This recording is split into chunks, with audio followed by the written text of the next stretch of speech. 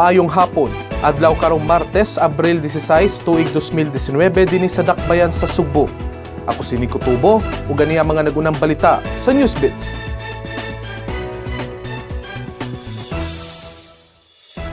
Gidako pang usa ka habal-habal driver human gireklamo nga nanguot og nanghikap sa pribadong bahin sa lawas sa usa ka 5 anyos nga batang babay. Aniang dugang detalye sa report ni Chari Coronel.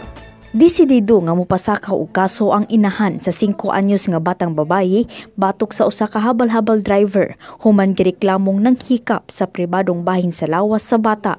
Matod sa inahan kansang bansagon gitago nga nakurat na lang siya pagkahibaw sa nadangatan sa iyang 5 anyos nga anak. Permanente na niyang ibilin ang bata sa ilang balay kun motrabaho na kini apan niadtong higayuna daw nigawas ang iyang anak aron mopalit og snacks. Dugang sa inahan nga gidani sa 45 anyos nga lalaki ang bata aron mukuyog kini sa ilang balay. Daw didto naghikap sa maong lalaki ang kinatawo sa 5 anyos. Butang nga hugot nga gihimakak sa sospek. Matod niya wala niya buhata ang maong pasangil. Gibalhog na karon sa Labangon Police Station ang maong suspitsado.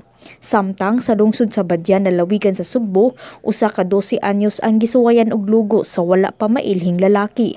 Matod ni Police Lieutenant Revelito Tadike sa Badyan Municipal Police Station nga alas 6 ni adtong Biyernes, gisugo og palit og ice ang bata sa usa ka tindahan.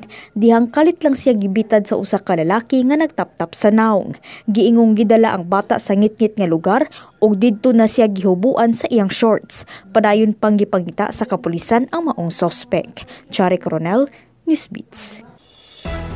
Hugot nga gipanalipdan sa inahan ug umagad sa negosyante magtiayon nga gipusil patay ug gitulis sa Dakbayan sa Mandawi niadtong Domingo nga wala na lambigit sa illegal nga drogas ang ilang anak, sukwahi sa pangangkon sa kapulisan nga anaa kini sa drugs watchlist. Aniang dugang detalye sa report ni Joyce Villaflor. Yun, ang anak na as Ginoo mormon na. As Ginoo na wag na bisyo di tabako di na minom niya muduga na noon.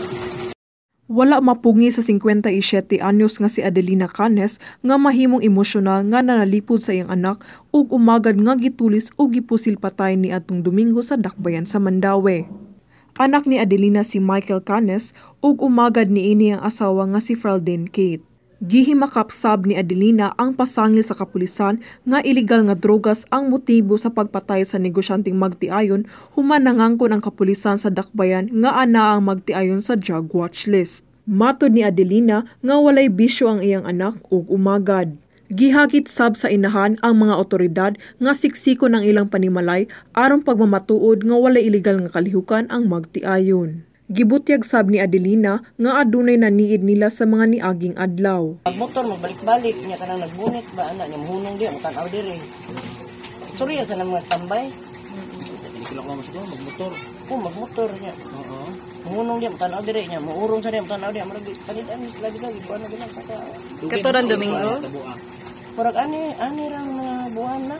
Matod sa hepe sa Mandawi City Police Office nga si Police Colonel Julian Entoma nga nalakip ang magtiayon sa drug matrix ni Rustico Igot ug Joy Encila kinsa si Michael ang gitawag nga boss ug ang asawa niini nga si Fraldine ang gitawag nga madam. Gisuspetsahan ni Entoma nga responsable sa pagpatay sa magtiayon ang kaning uyab-uyab ni Encila nga usa ka pulis nga nag-awol.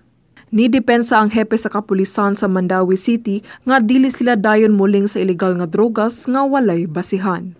Joyce Villaflor, Newsbeats.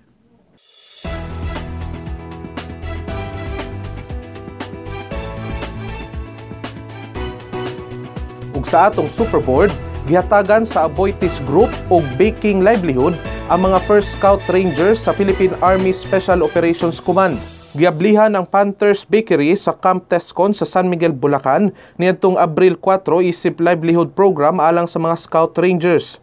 Gawas nga gipaubos sila sa training sa pagbuhat og pan, nakadawat sab sila og modernong baking equipment ug financial assistance alang sa pagtukod sa on-site bakery. Ang maong livelihood program alang ngadto sa mga sundalo nga dili na makaapil sa operasyon sa Army tungod sa naangkon nga grabing injury atol sa engkwentro sa mga komunistang grupo.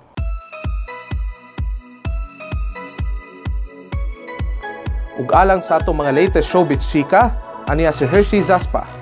Usa na ka Army Reservist ang actor-athlete nga si Mateo Guidicelli. Kini formal nga gianunsyo sa Army Reserve Command kon ARISCOM kagahapon atol sa oath-taking sa headquarters sa ARISCOM sa Cavite. Gidayeg sa ARISCOM si Mateo sa kagustuhan niini nga moserbisyo sa nasod.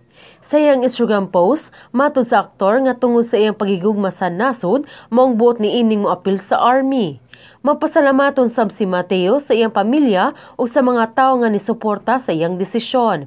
Nitambong ang pamilya sa aktor sa oath-taking niini. Human sa oath-taking, ipaubos ang bagong reservist sa nagkadaiyang training aron mag-andam sila sa katalagman og emerhensiya. Ang Army Reserve Command usa ka unit nga may mo-recruit, mobansay-bansay og mga reservist alang sa Armed Forces of the Philippines. Abli ang Army Reserve Command sa mga Pilipino nga buot mosulod sa AFP. Sa niaging buwan, niapil sab si Mateo sa Philippine Coast Guard Auxiliary, kauban sila Erwan Yusuf og Nico Bulsico. Hershey Zaspa, Newsbeats.